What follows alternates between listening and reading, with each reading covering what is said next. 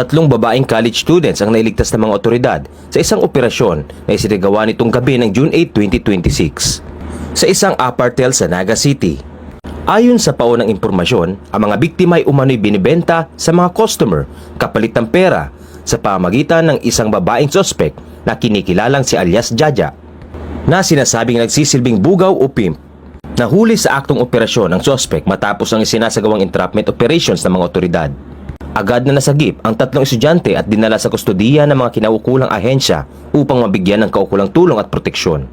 Patuloy naman ang investigasyon upang matukoy kung may iba pang sangkot sa operasyon at kung may iba pang mga posibleng biktima ng nasabing iligal na gawain. Mahaharap ang suspect sa kaukulang mga kasong paglabag sa mga batas laban sa human trafficking at iba pang mga kaugnay na krimen. Mula po sa Naga City Police Office, ako po si Police Corporal Carlo V. Mariano, nag-uulat para sa Police News Network. Bagong PNP para sa bagong Pilipinas. Serbisyong mabilis, tapat at nararamdaman.